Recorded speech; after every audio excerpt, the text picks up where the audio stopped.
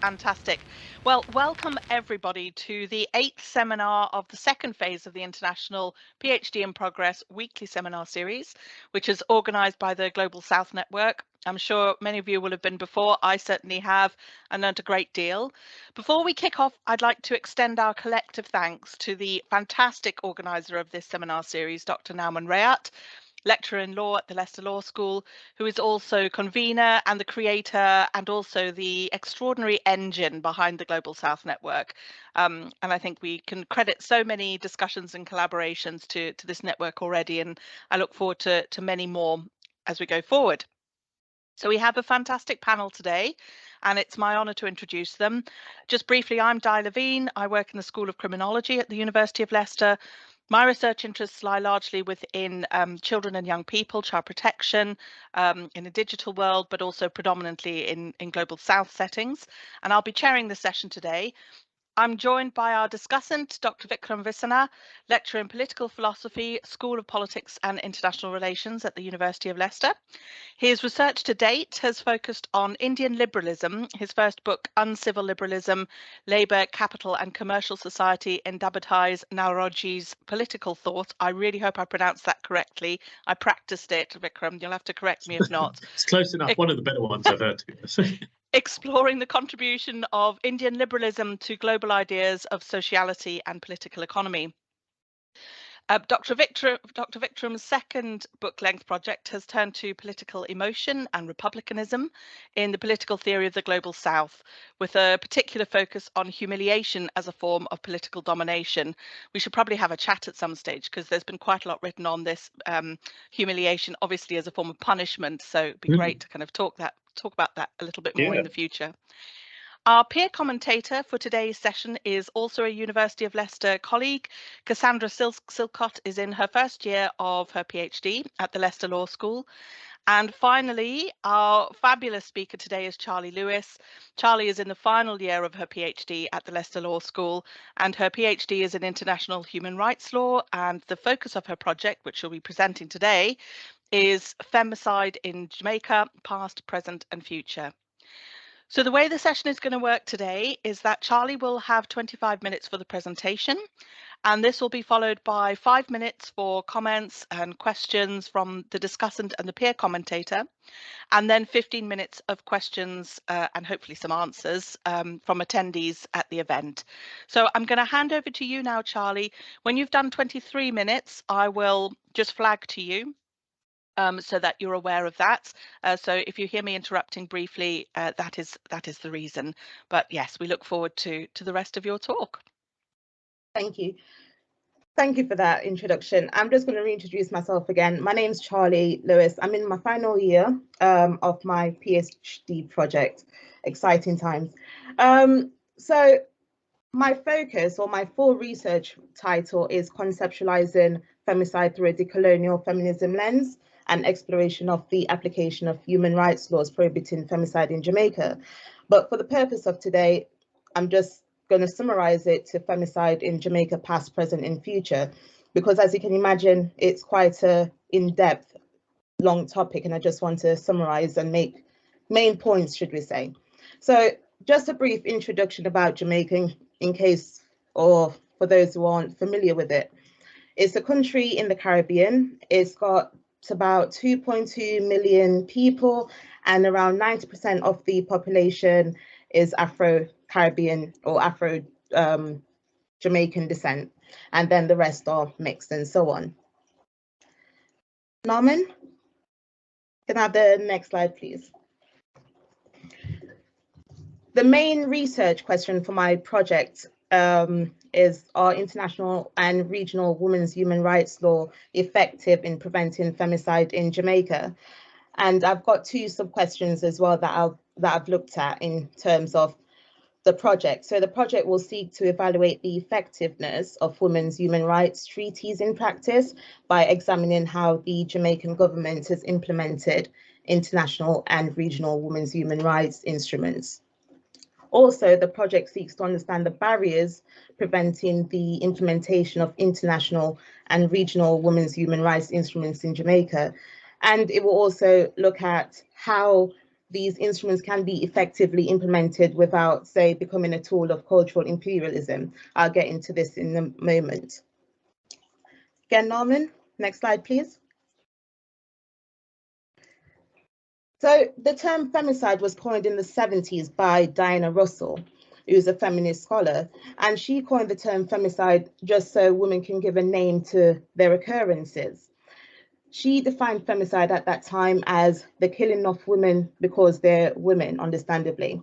However, for this project, I relied on the definition given by Fregoso and Bejarano, just because it's from the colonial perspective as well as a Latin American and Caribbean perspective. And I believe the definition more relates to Jamaica and also the femicide in Jamaica and the occurrences. So I'll repeat the definition. I'll try not to go over it as much, but so Fregoso and Bejarano, they define femicide as the murders of women and girls founded on a gender power structure.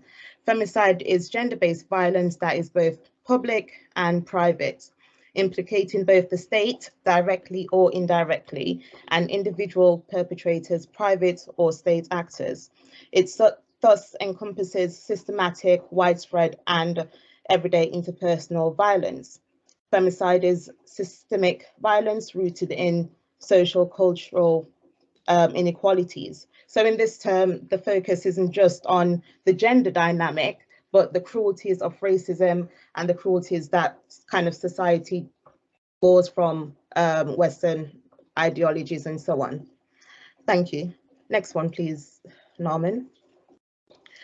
So my methodology that I use for the project is socio-legal methodology. And this is purely because socio-legal allows for me to use different research methods, which this project requires. So the first research method that I used was human rights method.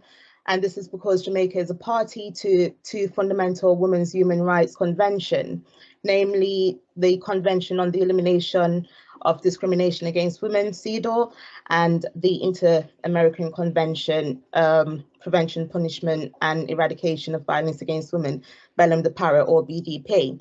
Now, Jamaica is a dualist state, so they have to implement the laws themselves domestically. But I'll get into that a bit further on. I don't want to say everything now, but there's a problem with the way Jamaica is implementing the law. Then I interviewed participants in Jamaica. I carried out the interview in 2022, so last year. And the elite participants that I interviewed was the Deputy Commissioner of Police in Jamaica, a senior superintendent officer who is in charge of the domestic violence unit in Jamaica,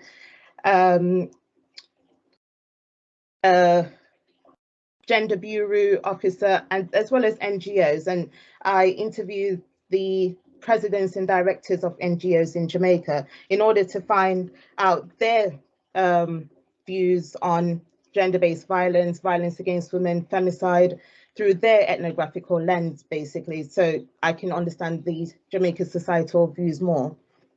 I've also decided to use reflexive thematic analysis in order to analyze the data, which again provides me to kind of reflect on my positions within those interviews. As a born Jamaican, I didn't want to create any biases within the interview, so I tried to kind of allow my participants to speak and to understand their perspective without kind of imparting my knowledge that I've kind of gathered already. And then finally, I'll be triangulating all the data. Thank you. Norman?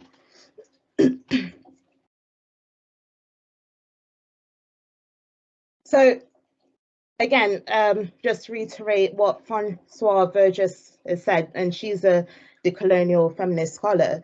To call oneself a decolonial feminist is to affirm our fidelity to the struggles of the women of the global South who have come before us. It is to honor their lives in all their complexity and receive their legacy. Now I'm looking at femicide in the past, in Jamaican past. I'm not going to go into too much details today. I'm just going to talk about it briefly because it was quite atrocious, and I need to provide a trigger warning before I go into details about all the heinous acts that occurred to women, and I don't want to dismiss the occurrences, but for the purpose of today, I'm just going to talk about it briefly. Norman? So prior to Christopher Columbus' invasion of Jamaica in 1494, the Jamaican Tainos, who inhabited the island at the time, they operated what's known as an egalitarian and Amerindian society. So there was no gender power structure. They were all together. Women were chiefs, men were chiefs, and the women ruled, or they both ruled equally, rather. Then the Tainos, the Jamaican Tainos, rather, they were known as the most peaceful Tainos within the Americas at the time, which in some ways Columbus used to his advantage in order to capture Jamaica. And with that, when Columbus inhabited Jamaica, the majority of the Tainos died off due to imported diseases. Now, because the majority of the Tainos died off, the Spaniards brought over more enslaved Africans to carry out forced labor in Jamaica. Norman? In 1655, the British invaded Jamaica and took control of Jamaica from the Tainos. The British brought over more enslaved Africans to Jamaica, and again, they had to carry out forced labor. So indigenous Jamaicans and Afro-Jamaicans, they were treated as subhuman and property that belonged to the slavers, during which they were tortured and killed. As I said, I don't want to go into details, but it was quite heinous. As it was said that no country exceeds the Jamaican plantation owners in the barbarous treatment of slaves or in the cruel methods by which they put them to death. And this includes the killing of women at that time. So they killed women if they didn't do as they were told or conform to their ideologies or anything of the sort. In 1838, slavery ended in Jamaica. However, the notion that women, especially Afro-Jamaicans, were to be considered as the possession of property was not eradicated. Norman? So looking at the present now, I made this research basically just secondary research. I'm going to go into the participants, what they've said later on in a moment. So the inherited colonial patriarchal notion where women were viewed as possessions of men is still quite pervasive in contemporary Jamaica today. Jamaica is one of the highest femicide rates within the world, and intimate partner femicide is the most prevalent form of femicide. With that being said, Jamaica also has one of the highest homicide rates in the world. So it's not just femicide that's the highest, homicide is also the highest as well. But going back, so 1 in 4 women in Jamaica is a victim of intimate partner violence. And there's an ambivalent attitude towards international human rights law from Jamaica due to its colonial past. So even though they're a party to the majority of the international human rights law instruments, including CEDAW and the Belém do Pará Convention, they still haven't really implement the measures as they should. And obviously the committees from CEDAW and the Belém do Pará has made this known that Jamaica need to do better, which they are making improvements, and I will go into the improvements in a moment as well. The legal framework in Jamaica, the domestic legal framework, is what I would refer to as a predated Western legal framework, as many of the domestic laws is still from colonial times. So colonial times, the laws are still within Jamaica. For example, unrelated to femicide, but the death penalty is still there, even though it's not being used. Also, the buggery law is still there again, even though that's not being used. So a lot of these laws from colonialism still exist within Jamaica, even though they're dormant. So some of the themes that emerged from my interviews included Jamaica culture of violence. So violence is seen in Jamaica as nothing, which translates or mean violence is nothing, violence is just violence. And some of my participants expressed that violence is used as a form of expression, whether positive expression or negative expression. So positive expression in the sense of women, some women, they view violence, they believe that if their boyfriend or partner is not physically abusive towards them, rather, he doesn't love them.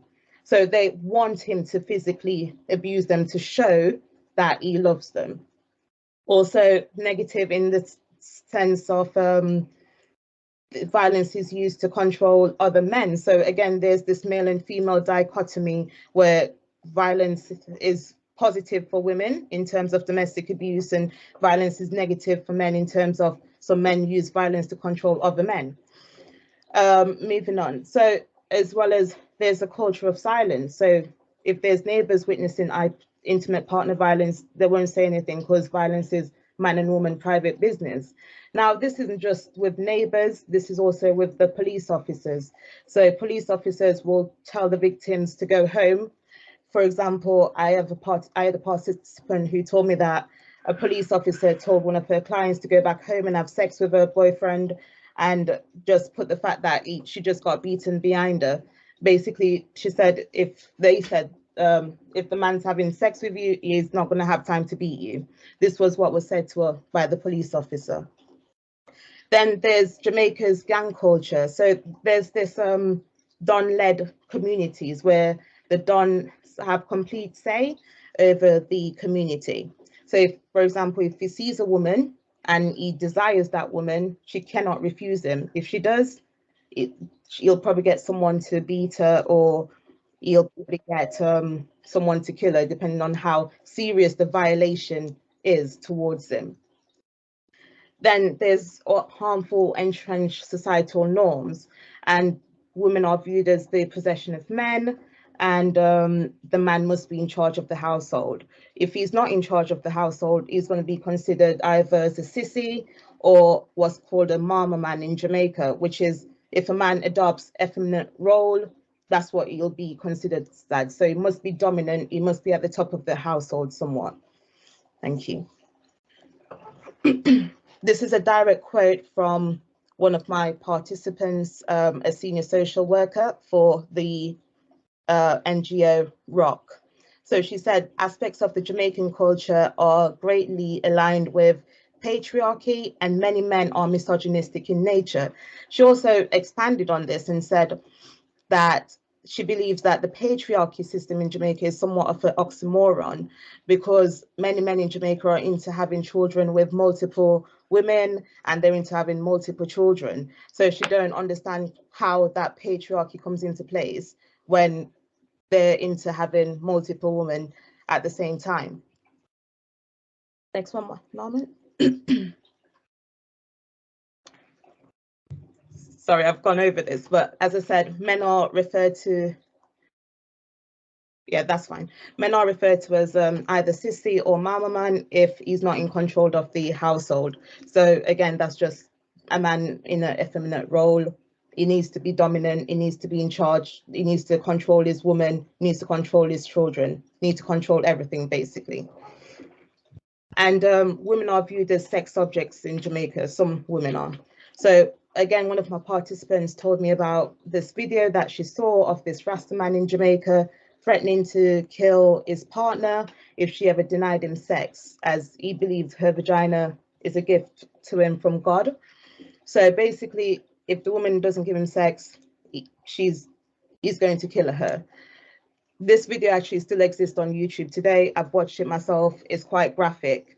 It's not very nice. So again, some of my participants said that women in Jamaica put themselves in subordinate roles for financial reasons, and they'll leave when they can. And this is purely, for example, if they don't have a job and they've got children to feed, they'll do whatever they can to feed those children. So they'll get with a man, even if they know that he's an abusive man, they'll get with him for financial reasons, especially if he's from an upper socio-economic background and he can provide financial support for her.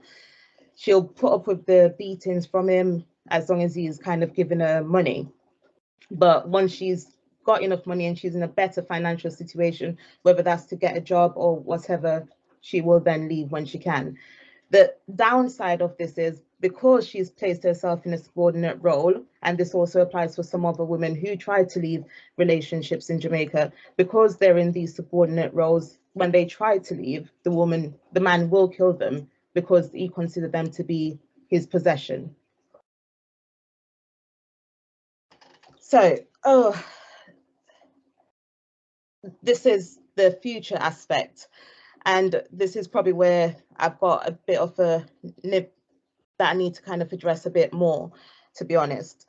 So I'll ask, there's two questions that I'm still considering as well. So the first, so just to start off with, femicide in Jamaica is not fixable with a single solution, but again, change needs to happen. This was reiterated by all of my participants, that they're tired of the culture of violence. They're tired of the way that men view women. They want change to happen. But as I said, it's not fixable. It's not going to be completed overnight. So in terms of the colonial framework, or applying a decolonial framework in Jamaica, maybe we need to look at the past and the present to see what can be learned from the past and present, and what can then be applied to the future to create a more cohesive future that doesn't so rely on the predated Western ideologies and teachings that Jamaica inherited from colonialism. Because as I said, prior to colonialism, prior to slavery, Jamaica, they operated an egalitarian society. But after slavery, it kind of all changed. Women are put in subordinate positions. Again, we need to rid ourselves of the gender norms that was imposed upon us during the colonialism, and improve the economy. So women don't need to rely on men for financial gain. So women and men are on equal footing, because at the moment, even according to CEDAW and Belem de Para, they've mentioned that there's an unequal footing in terms of career progression and career in Jamaica, that women are at the bottom still at the moment. And also, we need to embrace our differences and listen to each other, whether that be men and women listening to each other, and educate the Jamaican public about gender-based violence and IPV and femicide. Surprisingly enough, there's been a program rolled out in Jamaica about gender-based violence, intimate partner violence, and femicide, and Jamaican society is very receptive to this. They want to learn about gender-based violence. They want to learn about femicide. They want to learn. They're very keen. And once they have learned this, there was the reporting of domestic abuse, gender-based violence actually increased. So they received more, the police received more reports from victims of domestic abuse, which again was a problem that was being mentioned in the committee's reports on Jamaica. So the two questions, oh no, I'm still doing it, Norman. So the two questions that I've posed, or that I'm going to try and answer within this aspect, is: should Jamaica directly incorporate international human rights law into the domestic legal framework and become a monist state? That way they don't need to implement the laws directly, or not, sorry, they don't need to implement the laws or change it or whichever. They'll just automatically incorporate these laws into their legal system, and then give that extra protection to women and give women more rights in Jamaica.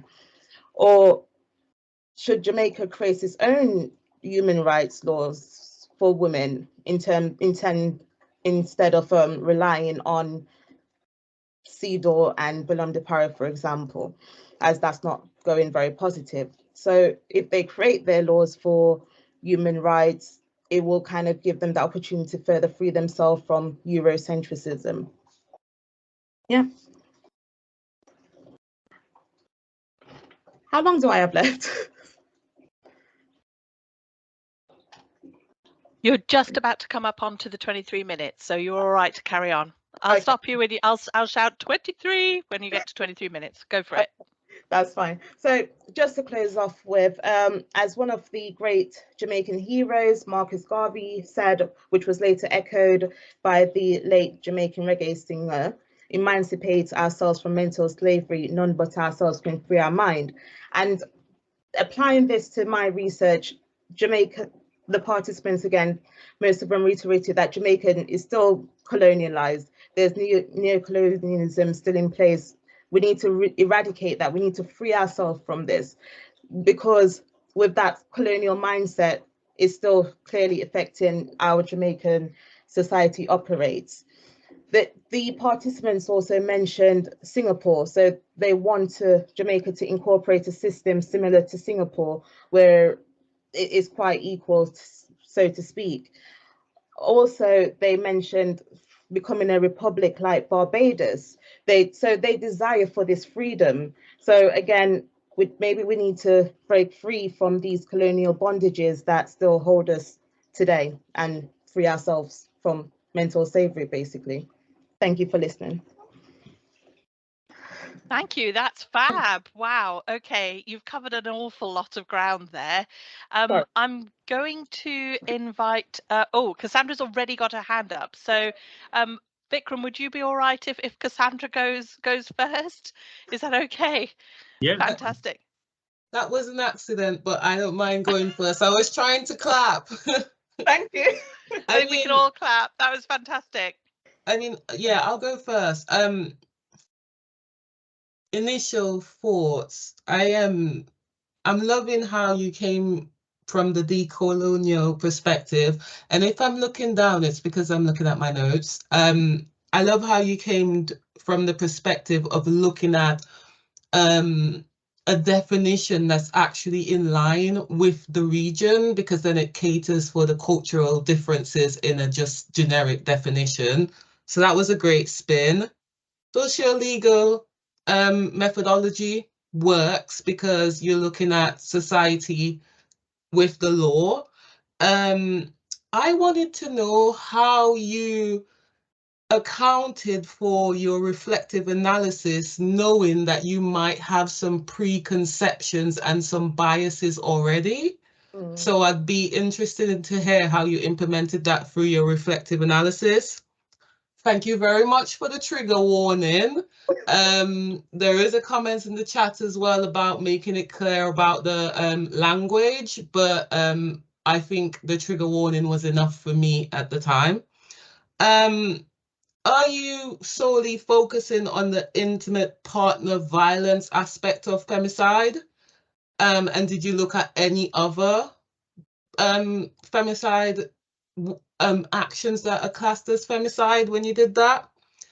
I loved how you implemented dialect, so the use of their terminology throughout your research. I think that makes it really original. And if you are trying to effect change in Jamaica, then culturally that's significant because they're going to want to read it because you've used some of their terminology.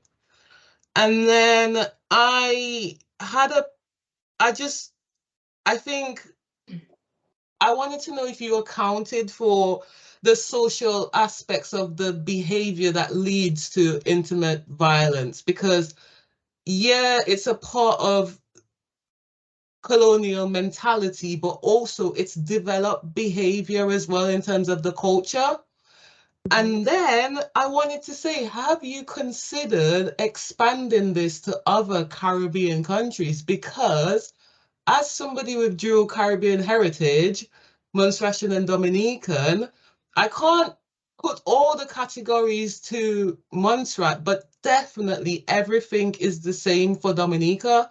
So I wondered if you considered, in terms of further research, expanding it, because I think you'd easily be able to replicate this. And then finally, wow, I loved it. Thank you. That was great.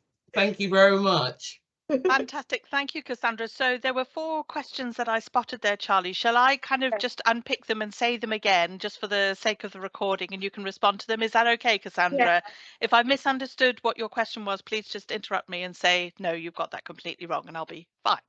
Yeah. So the first question was about your reflexive thematic analysis process and how you handled bias in relation to that. So I didn't tell my participants that I'm Jamaican. I kept quiet about that, in all fairness. So as I said, I didn't want to impart any bias, so I didn't tell them I knew about the topic or anything. Some of them were trying to insinuate like, oh, you heard about this case the other day that happened. I'm like, no, even though I have, or they're trying to, try and draw me in. But no, I try to stay as neutral as possible because I know I've got preconceived notion. I've grown up in the Jamaican society. I know what it's like, but I don't want that to be an influence in my research at all. I want it to come from them. They're the ones living in Jamaica. I'm obviously not living in Jamaica currently, so I want it to be as authentic as possible. But I have accounted for that in my thesis, that I am Jamaican, that I have got inherited views about Jamaican society and so on. Yeah. That sounds good. The second, I was just going to say, I think it's good that you've accounted for it in your thesis. I think in your viva, I would expect that there would be a question about, yes, you've clearly handled the bias in the data gathering stage. Make sure you've got a good answer prepared about how you handled it in the analysis stage as well. Perhaps it's about reflecting with your supervisors or something like that. But I would have that one in the bag in preparing for the viva. The second question was whether you focused solely on the intimate partner violence aspect of femicide or other forms too. As I said, it's quite a big topic. So no, actually, I focused on femicide resulting from gang violence from association. That was another theme that emerged from my interviews about the association where women, because they're women, they're easier targets. So if there's a quote that the superintendent mentioned, actually, she said, if you can't catch Harry, you're catching shirts, which basically means if you can't get that person, you get the weaker person, the most accessible person. So I have spoken about femicide resulting from gang violence as well, because that's a prominent factor in the Jamaican society. Okay. The next question was whether you accounted for the behavioural aspects of colonialism that contribute to intimate partner violence, and I guess in your case, femicide specifically. Sorry, the colonial aspect. Yeah, I think it was the behavioural. Cultural. Go on, Kasandra. So the cultural aspect. So we've got the colonial behaviours, but then we've got the behaviours that would have just developed from Caribbean culture itself. I think from my perspective, the culture derived from colonialism. So the culture was something that was kind of inherited from colonialism. It sort of, that's the direction that I'm taking in terms of the culture. And obviously, Jamaica became independent from England in 1962. So there's still that British influence that's very prominent in Jamaica. Even as recently as probably 20 years ago, the police officers of Jamaica still had to vouch to the Queen of England. So there's still that very much colonial ties to the whole of the Jamaican society. I suppose I was thinking about autonomy and everybody being responsible for their own actions when they know right from wrong in that aspect. And I think that's where I'm going with this. In a sense, is Jamaica fully autonomized? That's one of the questions that I'm asking. Is it? That's something that needs to be probably further explored. As I said, many of my participants, they don't feel Jamaica is fully autonomized. They feel that they're still under colonial control, whether it's be from Britain or America. They still feel very much colonized. I think the last question from Kasandra surrounded whether you'd considered expanding to other Caribbean settings, and I would certainly echo that in terms of the Guyanese setting. You know, when we've looked at prisons in Guyana, the Victorian rules are still being used in those settings as elsewhere. So yeah, I would be interested in that answer too. to go around and travel the whole of the Caribbean. It's a very hard life. It's a dream of mine, you know. So maybe for a postdoc, who knows, that's something I'd love to do. Yeah. Fascinating. Thank you. Kasandra, do you feel, is that the kind of direction that you were expecting to hear? Yeah, that's great. Fantastic. Thank you. You're welcome. Vikram, Dr. Vikram, are you all right to share your thoughts as discussant? Yeah, I mean, firstly, thank you, Charlie. That was a really, really interesting talk. My expertise in South Asia, so the whole time you were going into some of these sort of processes of thinking about this in a decolonial way, I was really thinking of Islamic feminist movements in South Asia, which there's a lot of work being done on them in a kind of similar, with a similar lens kind of applied to it. So I'd agree with what Kasandra was saying. There's definitely some, it's a Caribbean case study, but there are definitely kind of wider insights that you can draw from it as well for other places as well. I guess I have two kind of big general questions, and then something that just really interested me that it would be nice to hear some more about. So the first one would be, I guess it's this one to do with colonialism, that I think it's, you know, entirely reasonable to say that most of the problems around kind of hypermasculinity, patriarchy, and so on have their roots in the colonial project. But if you were to unpack that a bit, I mean, what aspects of it do you think are kind of easily discernible as purely a kind of British imposition, and then something that it becomes a bit more difficult to separate out from Jamaican culture? So I think the legal framework, obviously it works. The plantation economy, it probably works.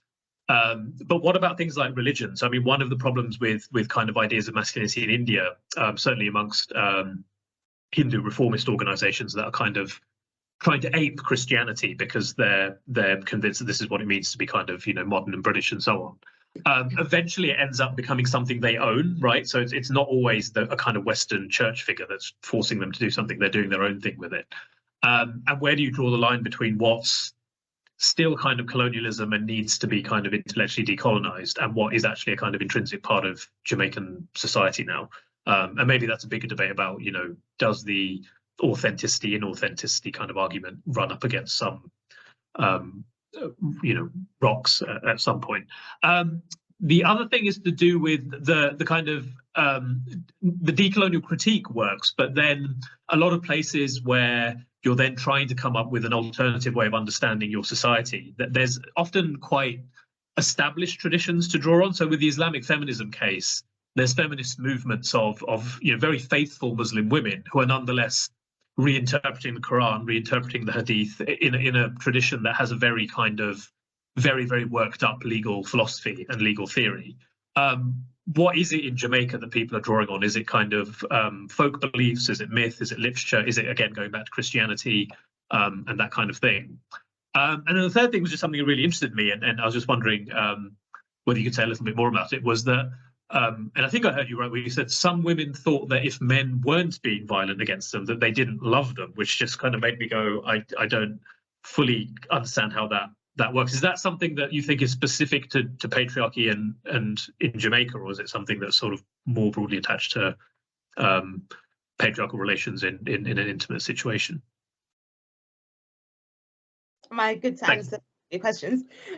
So for the last one, I think it's more maybe of the culture and the patriarchal situations in hindsight, to be honest, because even in songs, there's that violence narrative that's been painted in songs as well. And I don't want to get too personal, and probably this is where my reflexivity probably comes into play.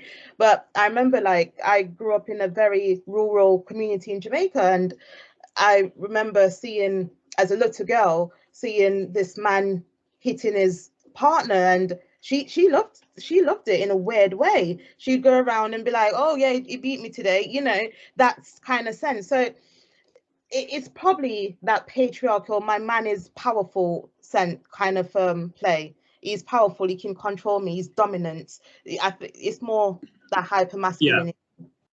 Is there an element there then that you need to because obviously colonialism is a global project, and I mean it manifests differently in different dependencies. Like the Indian example is very different to Jamaican, very different to the Kenyan. But if that's something that's a specific part of Jamaican patriarchy, is that reducible to Jamaica's colonial experience, or is it sort of a mix of Jamaican culture and the colonial experience? Or again, with Jamaica's colonial experience, is very, I didn't mention it, as I said before, I was being quite brief, but the men in Jamaica, they were demasculinated, or their manhood was somewhat taken away through the form of butt breaking, sex forms, all of these. So this, my man is powerful, he needs to, you know, show that he's a powerful man. So it's a chain reaction to all of these emasculating, that I would argue anyways, that occurred from colonialism.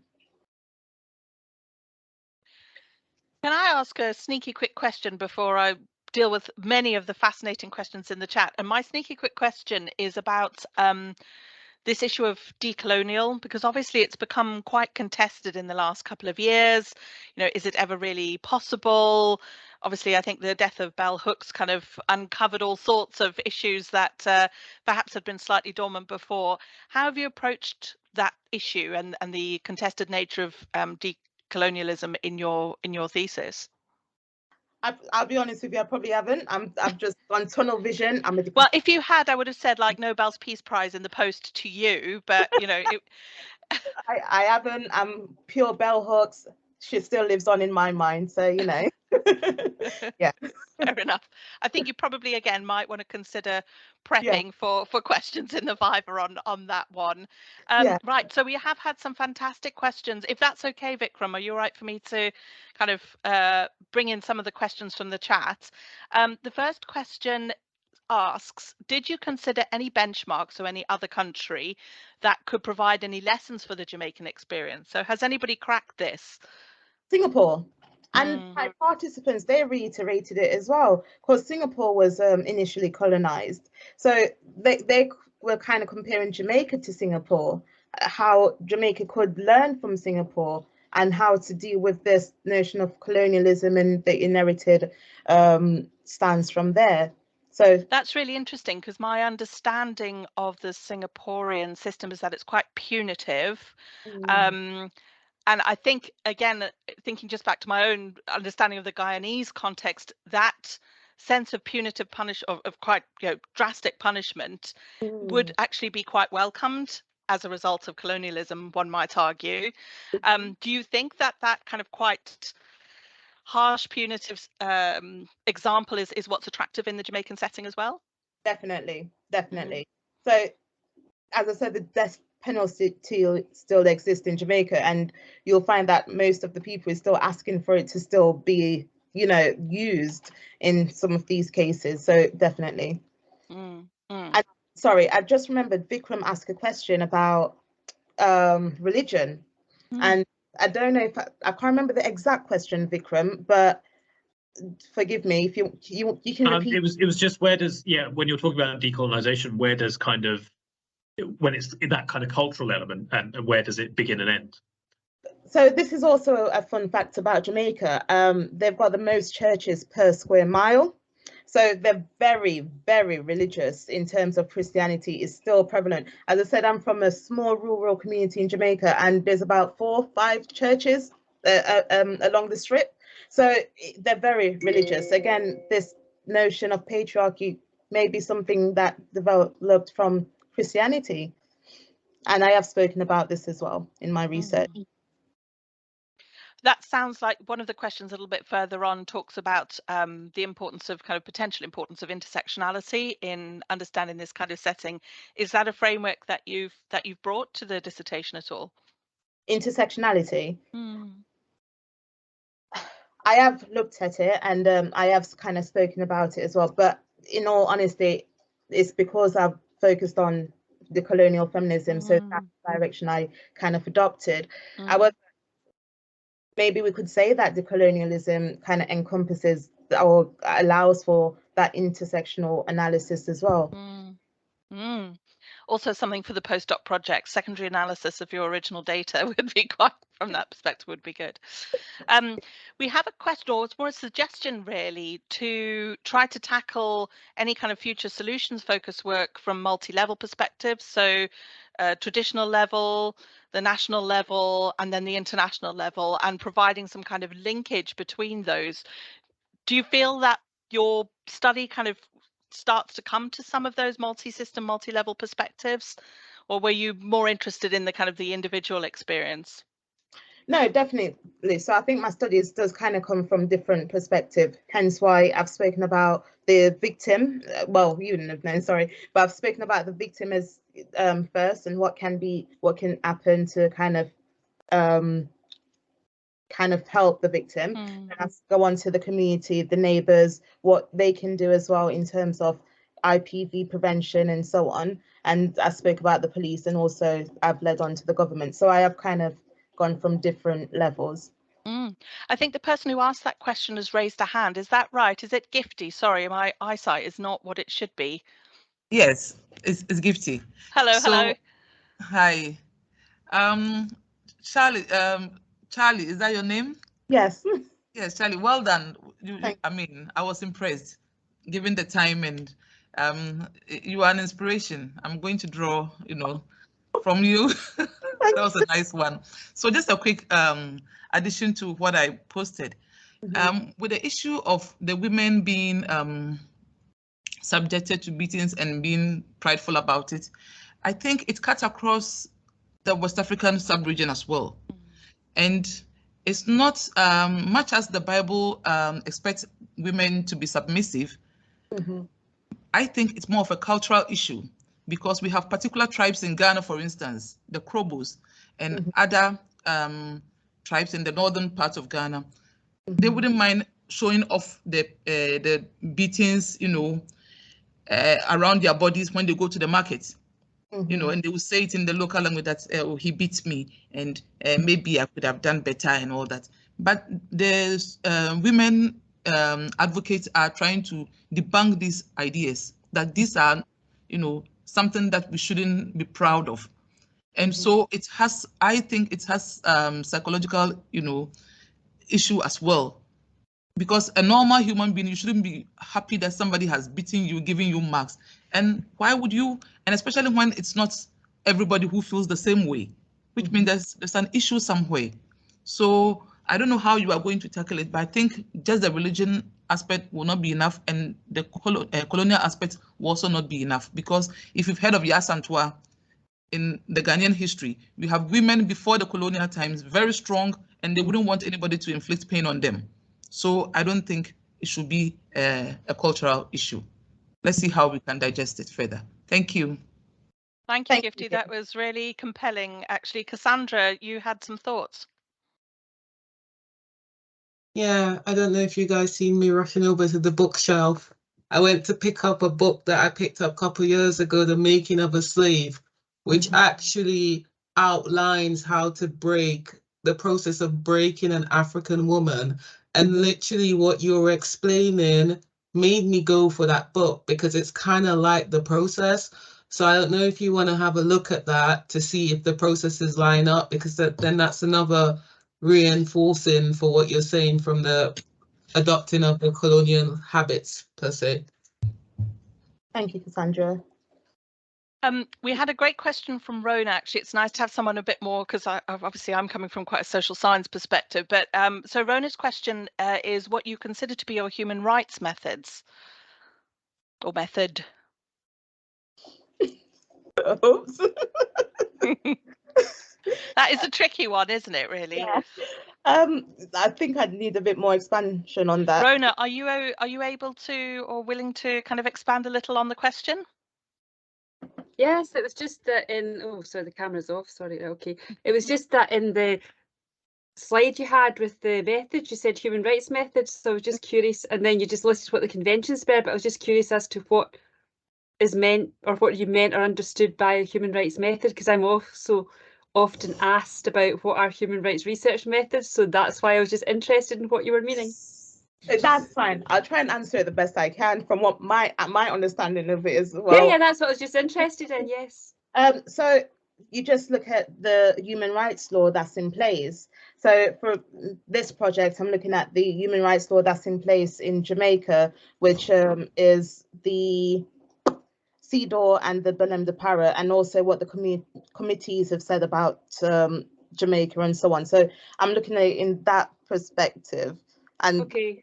From that, I think that's my understanding of the human rights method. So it's Okay, not. that's fine. I was just interested in what it was. That's all. Thank you. It's okay. Thank you, Rona. I think Rona's additional points that she's made, reinforcing what Kasandra was saying about the kind of the complexity of the issue, no single solution, and the need to these kind of multifactorial understandings and potential, and therefore potential solutions. I think the point you make, Rona, about a question to consider maybe whether the culture, colonialism, and other factors can lead to a unique or different holistic solution that's specific to Jamaica, that I think is probably the $10,000 question. And certainly something, again, we've really struggled with in Guyana, this idea of, what does an effective prison system for Guyana look like? What do those practices look like, given that we have now more than 100 years worth of evidence that the Victorian system is no longer effective if it ever was. So yeah, do you have a sense that there might be a particularly uniquely Jamaican way forward here? Again, strangely enough, the majority of my participants, they've echoed that they want a holistic approach in place. Okay, yeah. right. So they've said that what their interpretation of holistic approach is, it needs to start from the school levels in terms of educating children about domestic abuse, so it doesn't then stem into adulthood. So it needs to start from every single level, educating people about domestic abuse, as well as improving the Jamaican economy so it's better for women. So it's quite all round. It's not just one thing that they've spoke about in this holistic approach. Yeah, I think that's the same virtually everywhere they talk about, and I mean, I've done it in worked in Pacific Island states, and also I've worked in Southeast Asia, and it's often the same. It's like, well, you need the holistic approach with it addressing some of the social determinants, if you like, of what's causing the violence in the first place, or what's contributing to or sustaining it. But that's why I was just wondering about if there's going to be anything different about the Jamaican approach and solution as opposed to every other country, which equally in the world has problems, as every UN report, an NGO report, an IGO report continually reinforces, and we go around in circles. And I remember talking to the head of in Samoa that was undertaking a huge big survey there that had been decided when they set up the National Human Rights Institution. The Ombudsman was starting on to a big survey. He's like, well, I don't think we're going to ever get any solution, but we'll try, because they're the same. In fact, they claim to have the most density of churches as well in Samoa. So in Jamaica as well, they've got what's called a state of emergency, which they kind of impose in communities that's been quite violent. And with that state of emergency, they actually meant to look what caused the violence, so they can try and fix it. That's not happening at all. And my participants, they don't even want the state of emergency anymore, because they're like, what's the point? You're not looking at causing the violence. And obviously with the state of emergency, it's kind of put people into a box. So violence is still being committed against women, violence is still being committed in general. So what's the point of having this state of emergency? Yeah, there's lots of evidence around, what happens when a state escalates to its highest point and then things continue to decline or go bad, particularly in relation to gender-based violence. My personal perspective is, as your participant said, we've got to start younger. Yeah. I'm